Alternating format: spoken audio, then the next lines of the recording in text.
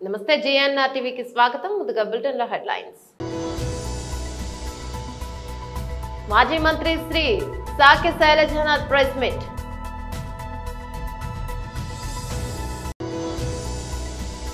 BJP రాష్ట్ర అధికార ప్రతినిధి మీడియాను ఉద్దేశించి మాట్లాడారు.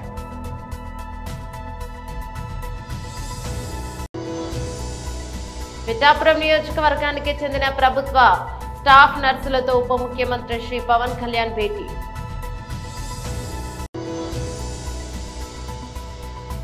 తెలంగాణ భవన్లో మీడియాతో మాట్లాడుతున్న బీఆర్ఎస్ ఎమ్మెల్సీ కవిత.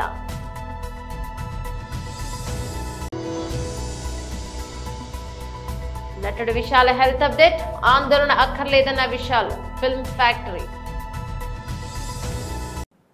డీటెయిల్స్ చూస్తే మాజీ మంత్రి శ్రీ సాకి శైలజనాథ్ ప్రెస్ మీట్ నిర్వహించారు. అట్లాగే పాలనా వ్యవస్థల యొక్క ప్రజల కోసం పనిచేసే పనితీరును మొత్తం తన రాజకీయ కక్షలకు వాడుకుంటా ఉంది అని చెప్పడానికి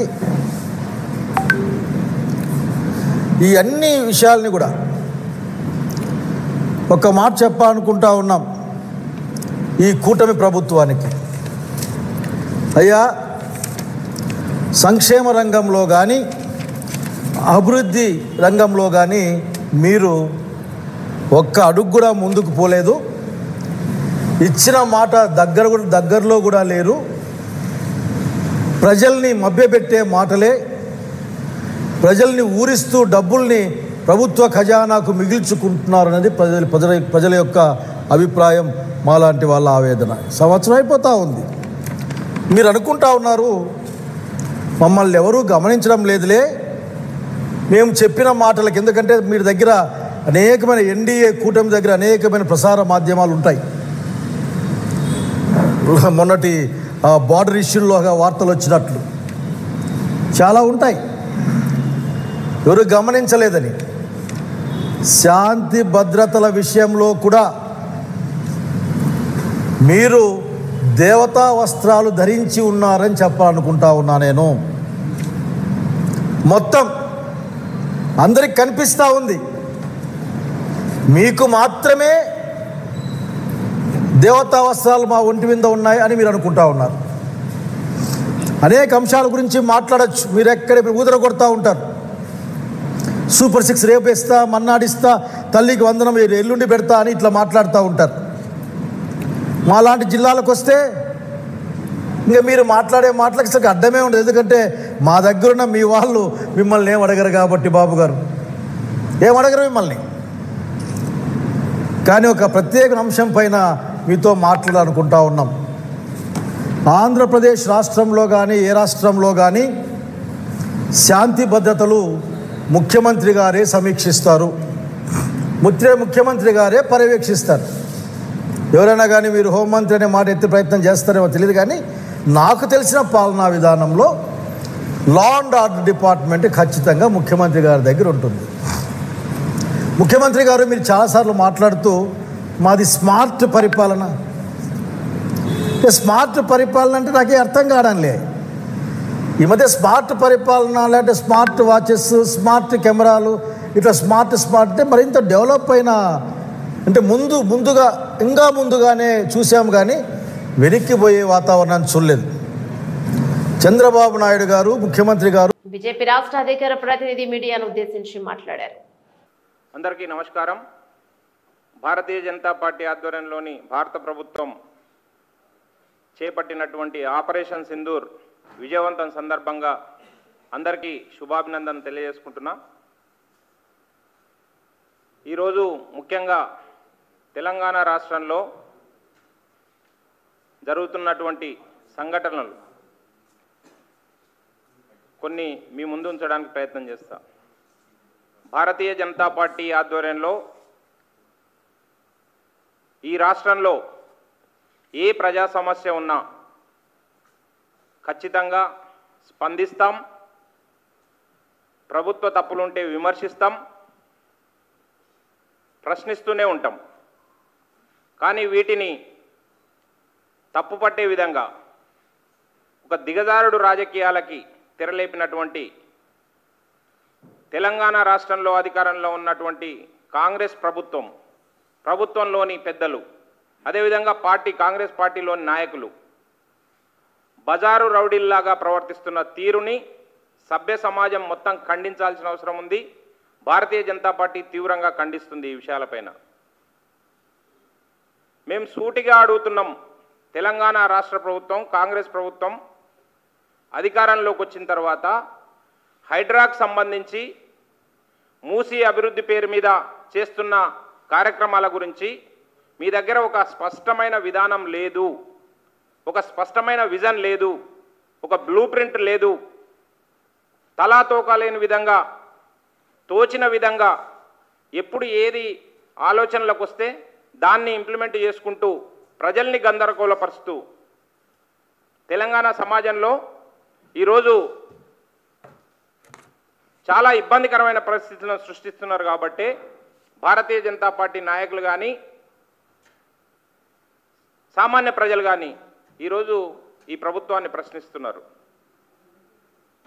అయితే ఏ ఒక్క విమర్శని కూడా, ఏ ఒక్క ప్రశ్నను కూడా ప్రభుత్వం నిర్మాణాత్మకంగా స్వీకరించకుండా పైపెచ్చు దాడి చేసే విధంగా ఎవరైతే ప్రశ్నిస్తున్నారో, ఎవరైతే విమర్శిస్తున్నారో వారిపైన వ్యక్తిగతంగా దాడి చేసే విధంగా ఈ ప్రభుత్వం ప్రోత్సహిస్తుంది. దీన్ని కూడా ఖండిస్తున్నామని చెప్తున్నాం. నిన్నటికి నిన్న మా ఈటెల రాజేందర్ గారు, అదేవిధంగా కిషన్ రెడ్డి గారు కానీ, రఘునందన్ రావు గారు కానీ బాధ్యతతో వారి దగ్గరకు వచ్చిన ప్రజా సమస్యల గురించి ప్రశ్నిస్తున్నారు.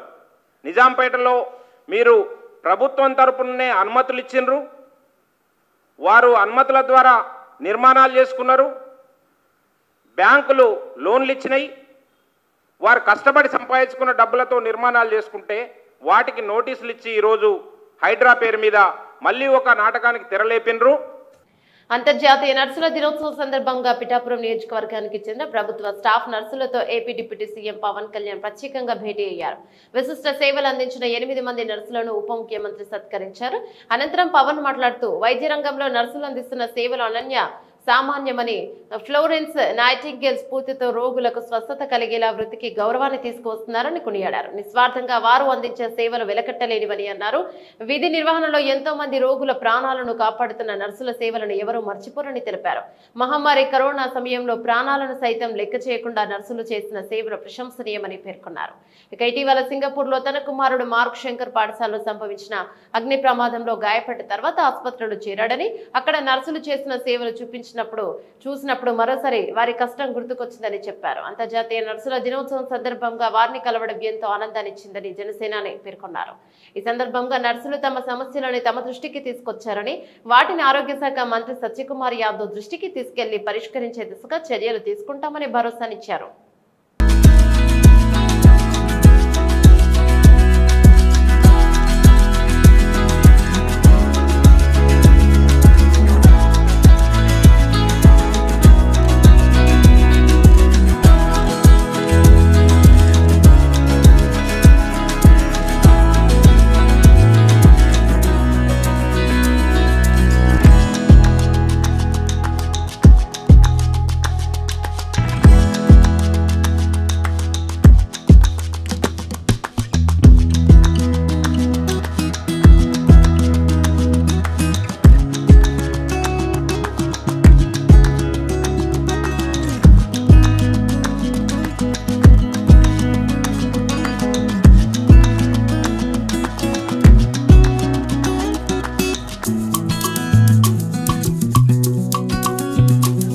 తెలంగాణ భవన్లో మీడియాతో మాట్లాడుతున్న బీఆర్ఎస్ ఎమ్మెల్సీ కవిత, పోయిన ప్రభుత్వం అప్పులు ఎట్లా చేసింది, రాష్ట్రాన్ని ఎట్లా దివాలా తీసిపించింది అనేటటువంటి అంశాల మీద మాట్లాడడం, అదేవిధంగా పదే వేల కోట్ల రూపాయలు అప్పులు తీసుకొని రావడం, ఖజానా మీద భారాన్ని పెంచడం, కానీ తెచ్చినటువంటి అప్పుతోనే ఒక్కటి కూడా పనికొచ్చేటటువంటి పని చేయకపోవడం అన్నది మనం గత 16 నెలలుగా చూస్తున్నటువంటి సందర్భం.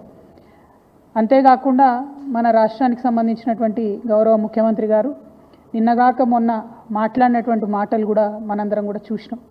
తెలంగాణ ఆత్మగౌరవాన్ని కించపరిచే విధంగా, నేను ఒక రాష్ట్ర ముఖ్యమంత్రిగా ఎక్కడికి పోతున్నా నన్ను చెప్పుల దొంగను చూసినట్టు చూస్తున్నారని అంత నీచమైనటువంటి మాటలు, నిజంగా అట్లాంటి మాటలు చెప్పాలంటే ఇబ్బంది అనిపించినా ఆయన నోటి నుండి అట్లాంటి మాటలు వినడం అన్నది తెలంగాణ ప్రజలకు అవమానం. అది సీఎం చైర్కి అన్నది పక్కన పెడితే మనది అన్ని రాష్ట్రాల్లాగా కాదు. మనం ఆత్మగౌరవంతో పోరాటం చేసి 60 ఏళ్ళు సాధించుకున్నటువంటి రాష్ట్రం. అటువంటి రాష్ట్రాన్ని ఎంత గౌరవప్రదంగా మనం కాపాడుకుంటే అంత బాగుంటుంది. కానీ తెలంగాణ ఆత్మగౌరవాన్ని కించపరిచే విధంగా ముఖ్యమంత్రి గారు మాట్లాడడం బాధాకరం. అయితే ముఖ్యమంత్రి గారి మాటల వెనకాల ఆక్రోశము, బాధ వేరే ఉన్నది. ఏంది వేరేది? మొన్ననే మనం చూసినాం 400 ఎకరాలు కంచగచ్చిబౌలి భూముల్ని కుదోబెట్టి 10,000 కోట్ల రూపాయలను అప్పుగా తీసుకొని రావడం జరిగింది. యావత్ ప్రపంచం ముందు తెలంగాణ పరువు తీసినటువంటి ఉదంతాన్ని కూడా చూసినాం. అక్కడ ఉన్నటువంటి నెమళ్లను, చెట్లను అన్నిటినీ నాశనం చేస్తే ప్రపంచవ్యాప్తంగా ఉన్న పర్యావరణవేత్తలందరూ కూడా బాధపడ్డ విషయం చూసినాం. మరి ఎందుకంత పట్టుదల? ఎందుకు ఆ భూములు అమ్మాలి? ఎందుకు 10,000 కోట్లు తెచ్చుకోవాలి అంటే ముఖ్యమంత్రి గారు కంప్లీట్గా ఆలోచన ఏంటంటే తెలంగాణ రాష్ట్రంలో టీఎస్ఐఐసిలో, ఇదివరకు టీఎస్ఐఐసి అన్నాం, ఇప్పుడు వాళ్ళు టీజీఐఐసి అంటున్నారు, ఇండస్ట్రియల్ ఇన్ఫ్రాస్ట్రక్చర్ డెవలప్మెంట్ కార్పొరేషన్లో 1,75,000 ఎకరాల పైచిలకు భూమి కేసీఆర్ గారు జమ చేసి పెట్టిండ్రు. కేవలం హైదరాబాద్లో కాదు, జిల్లాలలో ఉన్నటువంటి అన్ని కేంద్రాలలో కూడా ఫ్యూచర్లో ఇండస్ట్రియల్ ఎక్స్పాన్షన్ కోసం అని చెప్పి టీఎస్ఐఐసిని ఒక స్ట్రాంగ్ పవర్ఫుల్ ఎంటిటీగా తయారు చేసి పెట్టిండ్రు. ఇవాళ రేవంత్ రెడ్డి గారి కుట్ర ఏంటంటే ఆ భూములన్నింటినీ కూడా కుదవబెట్టాలి. కంచెగచ్చిబౌలి శాంపుల్ మాత్రమే 1,75,000 ఎకరాల తెలంగాణ వ్యాప్తంగా ఉన్న భూముల్ని కుదవబెట్టడానికి ఒక మంచి కుట్రపూరితమైనటువంటి స్కెచ్ రేవంత్ రెడ్డి గారు తయారు చేసుకున్నారు. మరి తయారు చేసుకున్నారు, కానీ ఆ విషయాన్ని ప్రజల నుంచి దాచిపెట్టాలనేటటువంటి ప్రయత్నం చేస్తున్నారు. మీ అందరికి కూడా తెలుసు, నా దగ్గర నిర్దిష్టమైనటువంటి ఆధారాలు లేకపోతే నేను మాట్లాడను. ఇవాళ నా చేతిలో ప్రభుత్వం ఇచ్చినటువంటి జీవో నంబర్ 12 ఉన్నది. జీవో నంబర్ 12 ఈ జీవో ఏప్రిల్ 11వ తారీఖున ఇచ్చిరు ఈ సంవత్సరంలో. కానీ ఇది మీకు ఎక్కడ ప్రభుత్వ వెబ్సైట్లో కనబడదు. తమిళనాడులోని విల్లుపురం జిల్లా కువాంగంలోని కుత్తవాంటర్ ఆలయ చిత్తిరై తమిళ మాసం ఉత్సవాలు ఘనంగా జరుగుతున్నాయి. ఈ ఉత్సవాల్లో భాగంగా ఆదివారం రాత్రి ట్రాన్స్జెండర్ల కోసం మిస్ కువాగం 2025 అందాల పోటీలను నిర్వహించారు. కార్యక్రమానికి నటుడు విశాల్ ముఖ్య అతిథిగా హాజరయ్యారు. అయితే కార్యక్రమం జరుగుతుండగా వేదికపై ఉన్న విశాల్ ఒక్కసారిగా స్పృహ కోల్పోయి కిందకు పడిపోయారు. ఇందుకు సంబంధించిన దృశ్యాలు సామాజిక మాధ్యమాల్లో వైరల్ కావడంతో అభిమానులు ఆందోళనకు గురయ్యారు. ఈ నేపథ్యంలో విశాల్ ఆరోగ్యంపై సొంత నిర్మాణ సంస్థ విశాల్ ఫిల్మ్ ఫ్యాక్టరీ అప్డేట్ ఇచ్చింది. ఈ మేరకు ఒక ప్రెస్ నోట్ విడుదల చేస్తుంది. విశాల్ ఆరోగ్యం నుంచి తాజాగా వచ్చిన వార్తలపై మేమే స్పష్టత ఇవ్వాలనుకుంటున్నాం. ట్రాన్స్జెండర్ కమ్యూనిటీ నిర్వహించిన ఒక కార్యక్రమానికి ముఖ్య అతిథిగా హాజరైన విశాల్ కొద్దిసేపు అలసటతో స్పృహ కోల్పోయారు. ఆ మధ్యాహ్నం ఆయన భోజనం చేయలేదు, కేవలం జ్యూస్ మాత్రమే తాగారు. దానివల్ల ఆయన అలసటతో స్పృహ కోల్పోయి పడిపోయారు. వెంటనే ఆయన సమీపంలోని ఆసుపత్రికి తీసుకెళ్లాం. అక్కడ వైద్యులు క్షుణ్ణంగా పరిశీలించారు. అదృష్టవశాత్తు ఆందోళన చెందడానికి ఎటువంటి అనారోగ్య కారణం లేదన్నారు. విశాల్ ఆరోగ్యం బాగానే ఉందని వైద్య బృందం నిర్ధారించింది. భవిష్యత్తులో క్రమం తప్పకుండా భోజన సమయాలను కొనసాగించాలని సూచించింది. ఇక ఆయన ప్రస్తుతం బాగానే ఉన్నారు, విశ్రాంతి తీసుకుని కోలుకుంటున్నారు. విశాల్కు నిరంతర మద్దతుకు ప్రతి ఒక్కరికి ధన్యవాదాలని విశాల్ ఫిల్మ్ ఫ్యాక్టరీ పేర్కొంది. మెదక్ జిల్లా కొల్చారం మండలంలో రేణుక ఎల్లమ్మ ఆశీస్సులతో ప్రజలు చల్లగా ఉండాలని నర్సాపూర్ ఎమ్మెల్యే వాకృష్ణ లక్ష్మారెడ్డి అన్నారు. మండల కేంద్రమైన కొల్చారంలో గత 2 రోజులుగా నిర్వహిస్తున్న రేణుక ఎల్లమ్మ జాతర కార్యక్రమానికి ఆదివారం ఎమ్మెల్యే ముఖ్య అతిథిగా హాజరయ్యారు. ఈ సందర్భంగా అమ్మవారికి ప్రత్యేక పూజలు నిర్వహించి తల్లి ఆశీస్సులను పొందారు. ఒగ్గో కళాకారులు ఎల్లమ్మ తల్లి చిత్రం గానం చేయగా ఎమ్మెల్యే శ్రద్ధగా విన్నారు. అనంతరం ఆలయ కమిటీ సభ్యులు ఎమ్మెల్యే సునీత లక్ష్మారెడ్డితో పాటు ఆమెతో ఉన్న నాయకులను సాల్వాతో సన్మానించారు. ఈ సందర్భంగా ఎమ్మెల్యే మాట్లాడుతూ ఎల్లమ్మ తల్లి చల్లని ఆశీస్సులతో దేశం సుభిక్షంగా ఉండాలని, పాల్గం దాడి నేపథ్యంలో భారతదేశం చేపట్టిన ఆపరేషన్ సింధూర్ విజయవంతం కావాలని తల్లిని వేడుకున్నారు. శత్రు దేశం దాడుల్లో దేశ సైనికులకు అపాయం కలగకుండా సురక్షితంగా కాపాడాలని ఎల్లమ్మ తల్లిని కోరారు. తల్లి కృపా కటాక్షంతో సైనికులు అమిత బలం పొందాలని వేడుకున్నారు. కార్యక్రమంలో రామకృష్ణ, అశోక్ గౌడ్ మరియు రామకృష్ణ గౌడ్, లక్ష్మణ్ గౌడ్, కృష్ణ గౌడ్, దుర్గాప్రసాద్ గౌడ్, వెంకట్ గౌడ్, మల్లేశం గౌడ్, మాజీ ఎంపీటీసీ సంతోష్, మండల యూత్ అధ్యక్షుడు సంతోష్, గ్రామస్తులు, గ్రామ పెద్దలు పాల్గొన్నారు.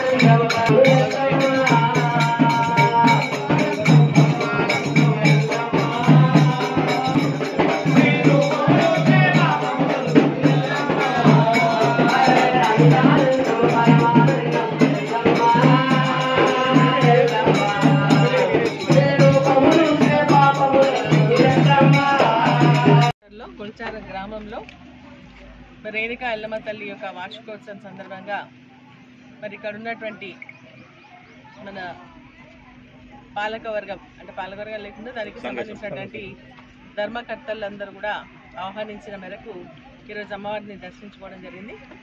అమ్మవారిని నేను ప్రార్థిస్తా ఉన్నా, మన ప్రాంతం అంతా కూడా సుభిక్షం కావాలని, రైతు పంటలు సస్యశ్యామలం కావాలని, ఈ ప్రాంతం అభివృద్ధి చెందాలని, మన రాష్ట్రం బాగుండాలని చెప్పేసి నేను అమ్మవారిని ప్రార్థిస్తూ ఈరోజు మన దేశంలో ఉన్నటువంటి అనిశ్చిత పరిస్థితులన్నీ కూడా చక్కబడాలని, మన దేశాన్ని రక్షిస్తేందుకు మరి ముందున్నటువంటి సైనికులను కాపాడేందుకు వారికి మనోధైర్యాన్ని ఇస్తూ మరి వారి రక్షణకు అమ్మవారు ఆశీర్వదించాలని చెప్పేసి మనస్ఫూర్తిగా నేను కోరుకుంటూ ఆపరేషన్ సింధూర్ ఏదైతే ఉందో అది సక్సెస్ అయ్యేదిగా అమ్మవారు ఆశీర్వదించాలని చెప్పేసి కూడా నేను అమ్మవారిని ప్రార్థిస్తూ ఇక్కడ ఉన్నటువంటి మన గౌడ సంఘ నాయకులను, గ్రామ పెద్దలను, మండల నాయకులందరూ కూడా మనస్ఫూర్తిగా అభినందిస్తూ జై రేణుకా ఎల్లమ్మ తల్లికి, రేణుకా ఎల్లమ్మ తల్లికి. ఖమ్మం నగరంలో నూతనంగా ఏర్పాటు చేసిన తెలంగాణ జనసమితి జిల్లా పార్టీ కార్యాలయాన్ని ఆదివారం ప్రారంభించారు. తొలుత తెలంగాణ జనసమితి పార్టీ జెండా ఎగురవేసి అనంతరం జిల్లా పార్టీ కార్యాలయాన్ని జనసమితి వ్యవస్థాపక అధ్యక్షుడు ఎంఎస్సి ప్రొఫెసర్ కోదండరాం చేతుల మీద రిబ్బన్ కటింగ్ చేసి ప్రారంభించారు. ఈ సందర్భంగా జనసమితి వ్యవస్థాపక అధ్యక్షుడు ఎంఎస్సి ప్రొఫెసర్ కోదండరాం మాట్లాడుతూ సింగరేణి కాంట్రాక్టు ఉద్యోగులతో పాటు ఆర్టీసీ కార్మికుల సమస్యలు తక్షణమే రాష్ట్ర ప్రభుత్వం పరిష్కరించాలని కోరారు. ఖమ్మం జిల్లా తెలంగాణ జనసమితి పార్టీ శాఖను బలోపేతం చేయడానికి పలు నిర్ణయాలు తీసుకోవటం జరిగింది. మొట్టమొదటిగా కీలకమైన అంశం ఒక పార్టీ కార్యాలయాన్ని ఏర్పాటు చేసుకున్నాం. కార్యాలయం పార్టీకి స్థిరత్వాన్ని ఇస్తుంది, పనిని పెంచుకోవటానికి ఒక వేదికను కల్పిస్తుంది, ప్రజలు భాగస్వాములు కావటానికి కూడా ఒక వేదికగా మిగులుతుంది. కాబట్టి అది ఒక కీలకమైన పరిణామం. రెండు, ఇవాళ ఖమ్మం జిల్లా సర్దార్ను ఈ జిల్లా ప్లీనరీ ఏర్పాటు చేసే బాధ్యతలు వారికి ఇవాళ general body meeting general body meeting జరిపేటువంటి బాధ్యతలు వారికి అప్పచెప్తున్నాం. ఇంకా కొంతమంది ఆసక్తి చూపుతున్నారు, ఇవాళ పెళ్ళిళ్ళ కారణంగా రాలేకపోయారు. ఆ విస్తృతంగా అందరినీ కలిపి అతి త్వరలో రాష్ట్ర బాధ్యులు కూడా గోపగాని శంకర్రావు గారికి సహాయంగా రాష్ట్ర బాధ్యులు కూడా దానికి పరిశీలకులుగా వస్తారు. ఆ జనరల్ బాడీ మీటింగ్ జరుగుతుంది. ఇంకా విస్తృతమైన ఇక్కడ బాడీని కూడా మేము ఏర్పాటు చేసుకోవటం జరుగుతుంది. ఇది వాళ్ళ కీలకంగా తీసుకున్న నిర్ణయాలు. మూడు, చాలామంది ఉద్యమకారులు కలిసిండ్రు. వాళ్ళ ఆ ఉద్యమకారులందరూ కూడా ఏం విజ్ఞప్తి చేస్తున్నారంటే ఒక గుర్తింపు, కొంత ఆర్థిక సహాయం, ఇవి రెండు మేము ప్రభుత్వం నుంచి ఆశిస్తున్నామని. మరి అదృష్టం కొద్దీ ఈ ప్రభుత్వం కూడా మొత్తం మేము ఒక్కలమే కొట్లాడినాం, మీకు ఎవరికి పాత్ర లేదనే మాట మాట్లాడటం లేదు. అనేక మంది పోరాటాల వల్ల ఈ రాష్ట్రం ఏర్పడ్డదని నమ్ముతున్నారు. కాబట్టి ఇవాళ మేము కోరేది ఏంటంటే అతి త్వరలో ఈ ఉద్యమకారులకు సహాయార్థం ఈ ప్రభుత్వం చర్యలు తీసుకోవాలని కూడా కోరుతా ఉన్నాం. ప్రతి ఒక్కరికి కూడా కొంత ఆవేదన ఉంది. మరి రాష్ట్ర ఆవిర్భావ దినం దగ్గరలో ఉంది కాబట్టి అది ఒక నిర్ణయం తీసుకోవాలని కోరుతున్నారు. ఆ నిర్ణయం సాధించే విషయంలో మరి ఈ ప్రభుత్వం కొంత సంప్రదింపులకు వెసులుబాటు కల్పించింది కాబట్టి వారితో మాట్లాడి న్యాయాన్ని సాధించడానికి, వారితో మాట్లాడి అందరికీ కూడా ఉద్యమకారులకు న్యాయాన్ని సాధించే విషయంలో మేము తప్పకుండా ముందుంటాం, చర్యలు తీసుకుంటామని కూడా ఈ సందర్భంగా మా వంతుగా కృషి చేస్తామని ఈ సందర్భంగా హామీ ఇస్తాం. బులెటిన్ ముగించే ముందు హెడ్లైన్స్ మరోసారి. మాజీ మంత్రి శ్రీ సాకే శైలజనాథ్ ప్రెస్ మీట్.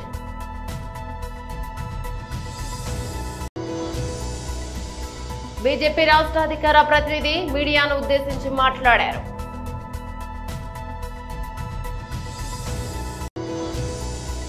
పిఠాపురం నియోజకవర్గానికి చెందిన ప్రభుత్వ స్టాఫ్ నర్సులతో ఉప ముఖ్యమంత్రి శ్రీ పవన్ కళ్యాణ్ భేటీ.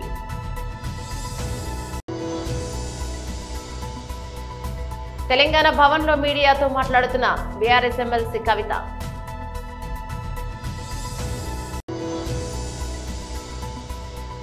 నటుడు విశాల్ హెల్త్ అప్డేట్, ఆందోళన అక్కర్లేదన్న విశాల్ ఫిల్మ్ ఫ్యాక్టరీ. ఇవి బులెటిన్ డీటెయిల్స్. మరో బులెటిన్లో మళ్ళీ కలుసుకుందాం. అంతవరకు సెలవు, నమస్తే.